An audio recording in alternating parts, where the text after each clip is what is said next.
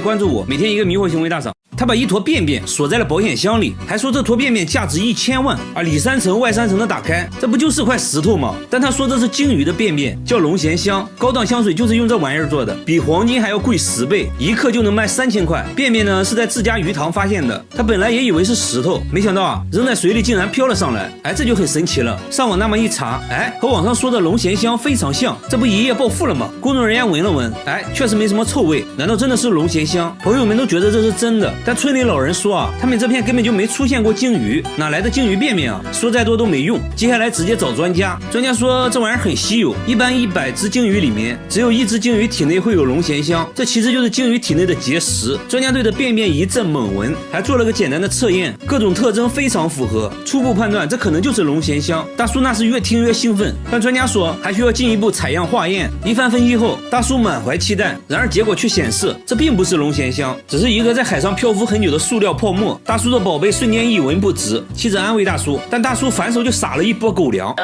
那泡沫就给接了。然而下面这个小哥也把不值钱的东西当成了宝贝，他能用各种蔬菜当乐器，只见他掏出胡萝卜就吹了起来。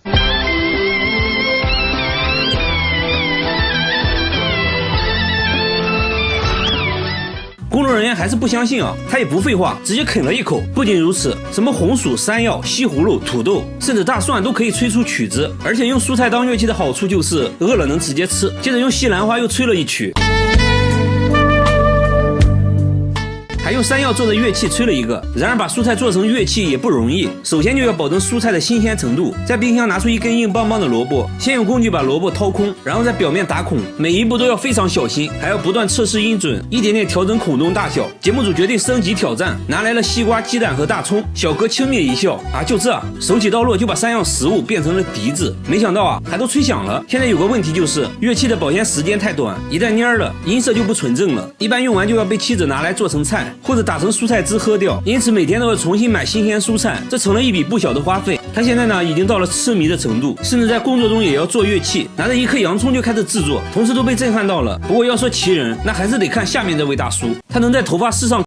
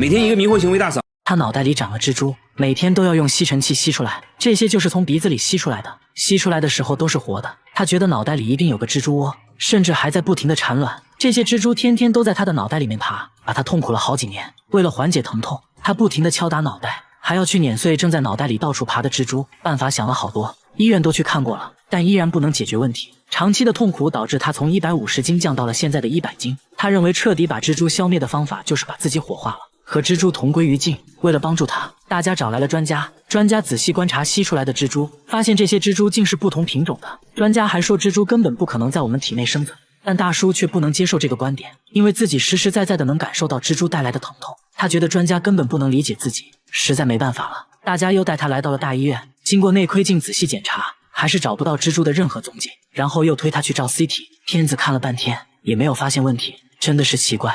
结果没想到在他走了之后，医生却无意在片子里看到几个奇怪的白点，还真有点像一个什么东西做的窝。他回去之后症状依然没有减轻，蜘蛛反而变本加厉地折磨他，他只能猛地往身体里面灌药，在鼻子里面也涂药水。他整夜无法入睡，甚至在吸入烟雾后捂住鼻子，想把蜘蛛熏死。虽然这样自己也不好受，但是总归能让蜘蛛消停一点。不久后，医生把他请了回去，想看看他的脑袋里那个东西到底是什么。经过仪器查看，发现原来那白色的东西是他年轻的时候做颈椎手术留下的固定器，并不是什么蜘蛛窝。那蜘蛛到底是哪来的？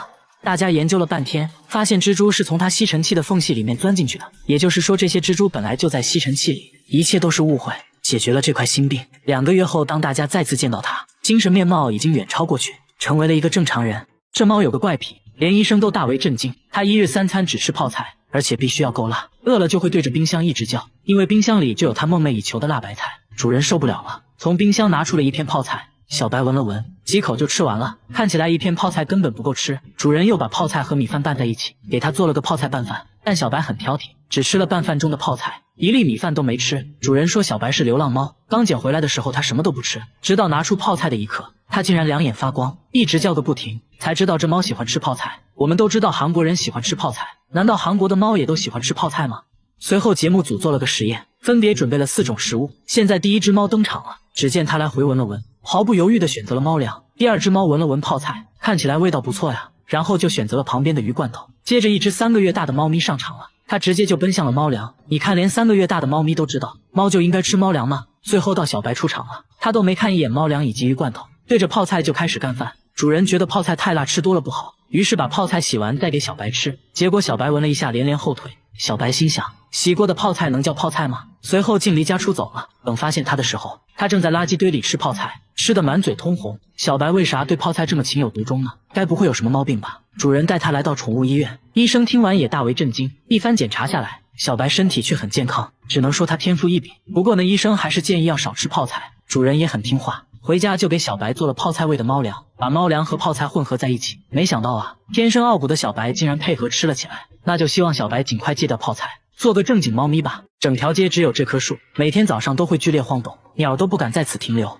往下一看，才发现有个大叔在疯狂的拿头撞树，哐哐1分钟就要撞60次，都撞出血了。大叔却说这样对身体好，脑袋锻炼完，肩膀也不能少，拿出药膏随便涂一涂就好了。这样真的不会痛吗？大叔轻蔑一笑，说自己已经锻炼5年了，还让记者摸摸看，果然已经练就出了厚厚的老茧。大叔还一脸傲娇，劝大家不要模仿，否则很可能脑袋开花哦。这条街上的店主都说，每天都能看到大叔撞树，就没见过额头不流血的时候。不过呢，还是心疼这棵树多一点。大叔看起来一身的暴力，工作起来却非常安静，为啥会选择这种奇葩的锻炼方式？大叔表示自己以前是拳击手，因为比赛打得不好，根本赚不到什么钱。为了养家糊口，他脱下拳击手套，拿上锤子，成了一个修鞋的。由于摊位所在区域治安很差，经常发生一些打架斗殴的事件。为了防止别人找自己麻烦，他决心变成一个狠人，让别人都知道自己不好惹，所以就开始了这种奇葩的锻炼方式。节目组决定给大叔一个惊喜，带他来到拳击馆，面对久违的沙袋，大叔跃跃欲试，熟练地缠上绷带，和陪练一阵切磋。毕竟久输战场，看得出来力不从心，但大叔还是很开心，这是自己的梦想啊。大妈每天买1只公鸡，却从来不吃，一到深夜就把鸡放在陌生人的店门口，连续4年从未间断。店主说从来没见过真人，刚开始也没在意，直接就吃掉了。接下来的几天，每天都能收到1只，可奇怪的是，附近其他店都没收到过鸡，这很明显和自己有关。他吓得不敢再吃，这很像是一种诅咒啊，怀疑是同行嫉妒自己的生意，恶意放在这里的。店主决定把自己经营的中餐厅改成面馆，并把菜单中关于鸡的菜品全部下架。即使这样，每天早上鸡还是准时出现，从不缺席。这下店主更慌了，大家决定偷偷安装监控，找到这个放鸡的人。一直等到深夜，监控中出现一位可疑人员，他神色慌张，四处张望，确定没人后，放下鸡转身迅速离开了。店主吓得不敢说话，因为这人他之前就认识，好像就住在这附近。大家检查了沿街所有监控，果然发现了他的行踪，最后走进了一栋公寓。大家决定在公寓楼下蹲点，等了整整1天，在傍晚时分终于等到了大妈。大家赶紧追了上去，质问大妈为啥要这么做，但大妈一口否认，简单丢下一句我什么都不知道，接着快速跑开了。记者一路追，大妈终于顶不住了，说出了2句让人摸不着头脑的话。요새 사람 다 하고 사는 사람이 세상이 아니야? 아무개라도 다 사랑하고 사는 세상이 아니야? 这是啥意思呢？原来是大妈认为来韩国工作的人不容易，看到中餐厅就有种莫名的好感，觉得应该帮助来韩国的中国人，分享一点自己的爱。事了拂衣去，深藏功与名，在大家的撮合下，大妈和店主终于见了面，沟通下来误会解开了，店主现在可以放心经营中餐厅，大妈也不用以这种怪异的方式继续散播爱了，省流。我觉得像剧本。大妈家出现了不应该出现的东西，就在她拔牙回家后，家里就凭空出现了一包牙齿，参差不齐的，足足有20颗，其中还有好几颗烂牙。牙齿是大妈整理橱柜时发现的，刚开始还以为是干燥剂，仔细一看差点吓死。这牙比正常人类的牙齿小了很多，真的是人类牙齿吗？牙医看了一眼，说不仅是人类牙齿，而且还是小孩的乳牙。一个人一般就有20颗乳牙，而这一包恰巧就有20颗，从形状上判断，应该就是同一个人的，很明显是专门收藏起来的。一听说是乳牙，大爷很不理解，因为老两口根本就没有孩子，最近也没人来过家里，那为啥会出现在自己家呢？这会不会是某种诅咒呢？随后记者在家里发现了蹊跷。10号这天，日历上标注的行程是去看牙医，大妈说那天确实去拔牙了，自己记性不好就在日历上做了标注，那会不会是她不小心从诊所带回来的呢？大妈却一口否认，大家也不确定她有没有健忘症。为了排除这种可能，接着来到牙医诊所，调出了监控，确实没看到大妈拿走任何东西。那牙齿到底是从哪里来的呢？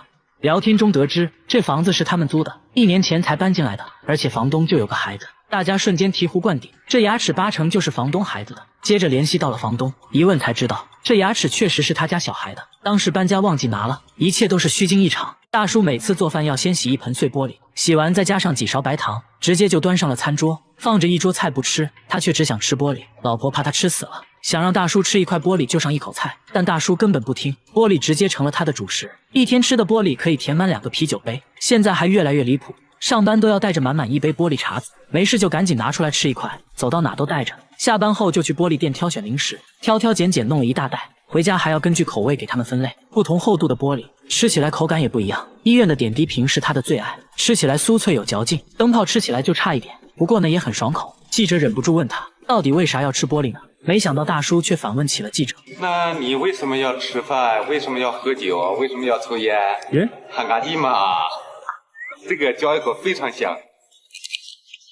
这把记者看得一愣一愣的。大叔你冷静点啊喂！来到晚上，大叔去聚餐，他只是端起了空酒杯，所有人都不可思议地看着他，因为他直接把酒杯给吃了。老板说每次他来吃饭，饭店酒杯就会少好几个。酒足饭饱后，大叔也终于说出了吃玻璃的原因，都是因为20年前的那件小事。当年大叔还是个初入职场的毛头小伙子，刚签了一个大合同，正在陪客户吃饭，由于自己不能喝酒，被客户一番羞辱，说他不爷们。这话伤了大叔的自尊，一气之下吃起了酒杯，就这样一吃还吃上瘾了。现在大家都想知道他身体真的健康吗？没想到啊，大叔却在医生面前表演起了吃玻璃，医生直接吓得不敢看，啥也别说了，直接上仪器检查吧。检查发现大叔其实有肠道问题，医生说大概率就是吃玻璃导致的，虽然目前看起来问题不大，但还是要停止这种行为，否则会导致肠梗阻，大家千万不要模仿哦。大叔天天擦玻璃，却怎么都擦不干净，也不是爱干净，是因为最近换了窗户后，玻璃上就凭空出现了一个奇怪纹路，纹路非常清晰，看着就像一个巨大的指纹，怎么擦都擦不掉。即使换了窗户，这指纹仍会重新出现，因为大叔的房子在深山里，难不成真的有什么不明生物偷偷留下的吗？装个监控看看吧。一夜过去了，怪物没出现，却出现了更怪的事，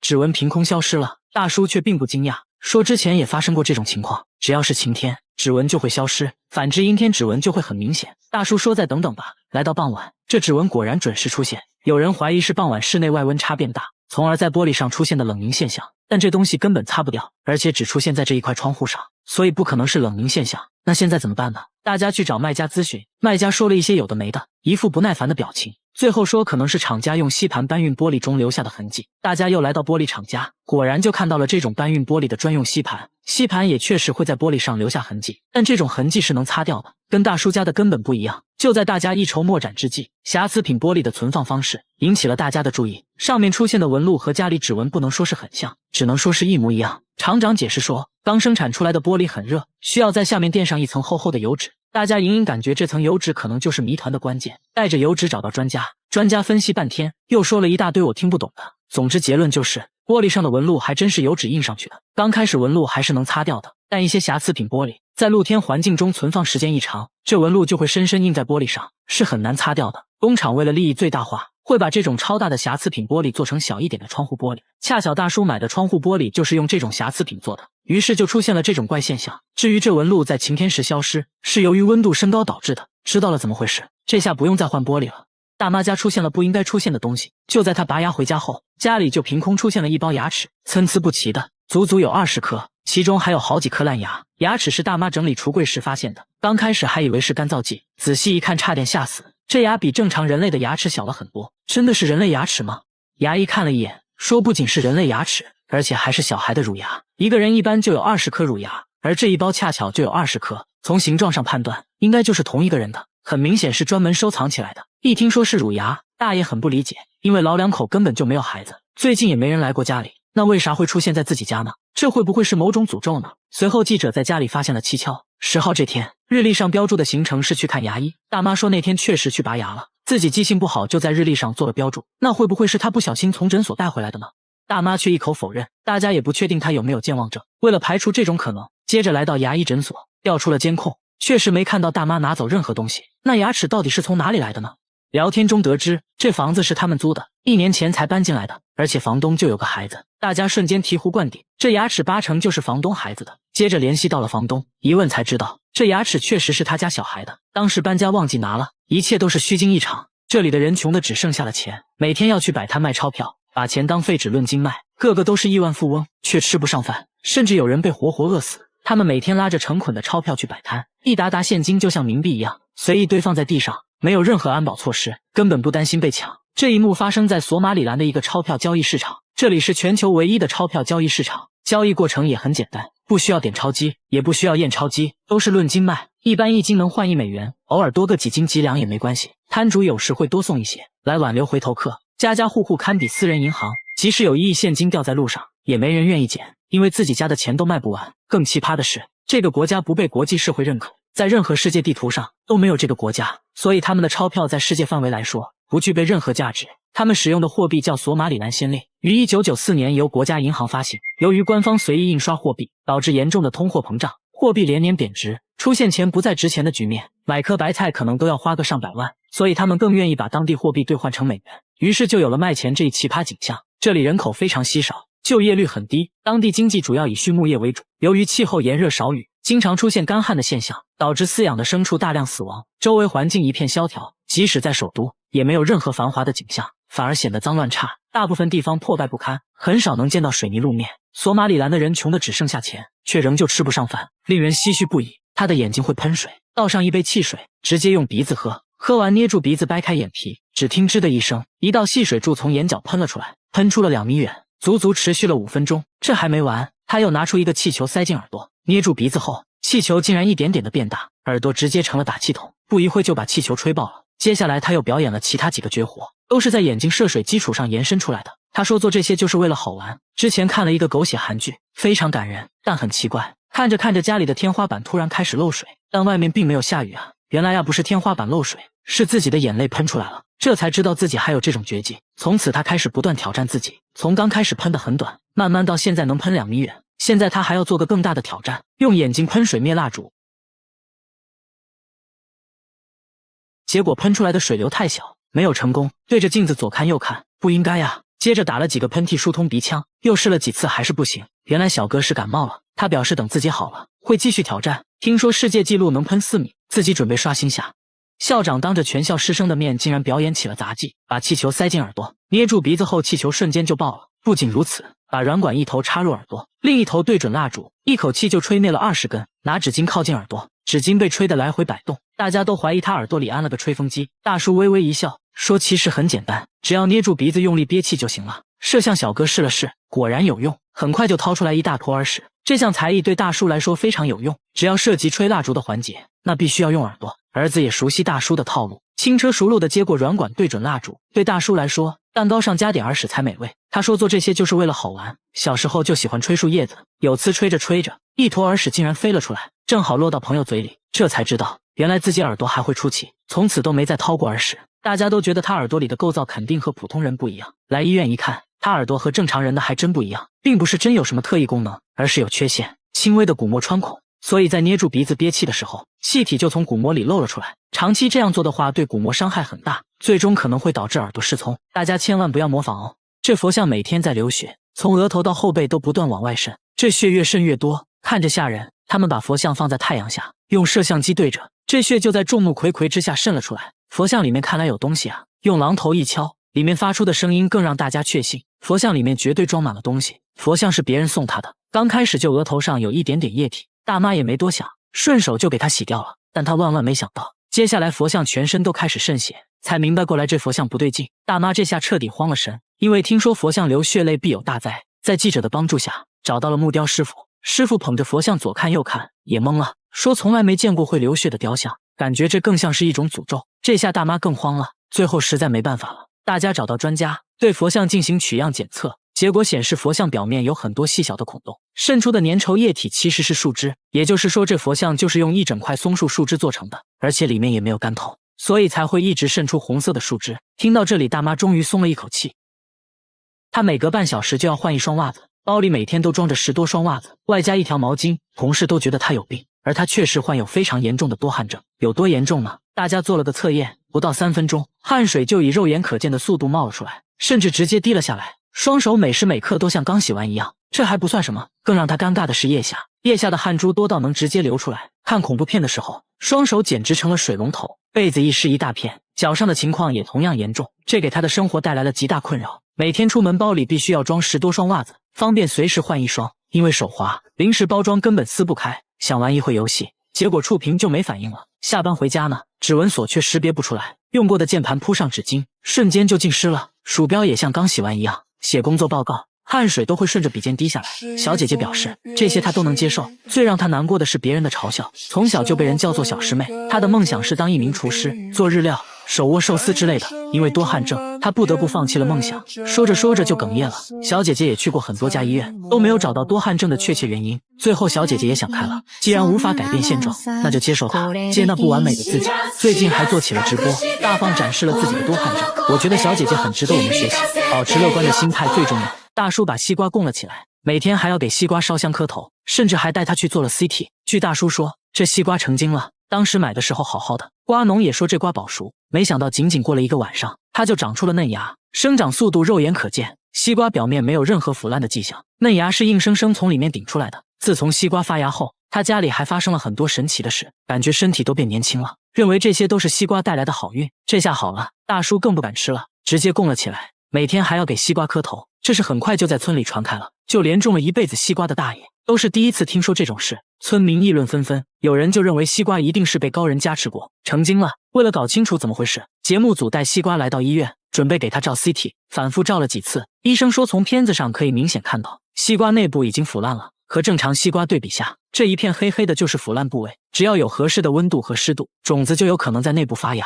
最终冒出来。总之这是非常罕见的。得知真相的大叔尴尬地笑了笑，直接把西瓜丢在了阳台，说以后不会再磕头了，希望新芽能好好生长，到时候就可以吃新鲜西瓜了。村里老人每天不吃饭也要来这条小溪里泡一泡，他们说小溪里的石头会按摩，用手摸一下，肌肉就会剧烈跳动，酥麻的感觉瞬间传遍全身。流过石头的水好像也有魔力，村里人像疯了一样泡在水里，说泡完神清气爽，有的还会把这水接回家，一脸笑意的表示喝了它有神奇的力量。记者忍不住了，说什么都要感受一下。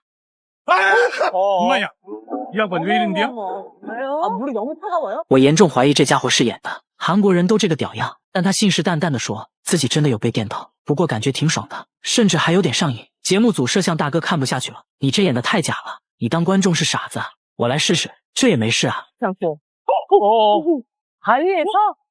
靠！摄像大哥表示自己真不是演的，这石头真的带电啊。接着他们摸了摸旁边的石头，没有任何感觉，整条小溪只有这块石头会让人产生酥麻的感觉，好像真的存在某种磁场和能量。节目组请来专家，专家也被电了一下。为了寻找答案，大家顺着溪流往上游走，发现了一间房子，看样子很久没住人了。刚想进去了解情况，却被门把手电了一下，用电笔一测，果然有电。看来这房子漏电了。拉下电闸后，神奇的事情出现了，那块石头不再让人产生酥麻的感觉。原因很明显了，这座房子漏电，电流传导到了石头上，所以才会让人产生酥麻的错觉。维修好了电路，石头也变成了普通的石头。没想到村民却很伤感，这么舒服的按摩以后再也享受不到了。你们真是造孽啊！凌晨3点，奶奶却不停地往地板上泼冰水，说这样做完全是为了保命，还说他家的房子会自己加热，室温常年64度，把平底锅放地板上，不开火就能把鸡蛋煎熟，水龙头流出的也都是热水，墙纸都烧焦了，往墙上泼水还会发出滋滋的声音，不小心碰到都能烫个水泡，在屋里站一会就会汗流浃背。不仅如此，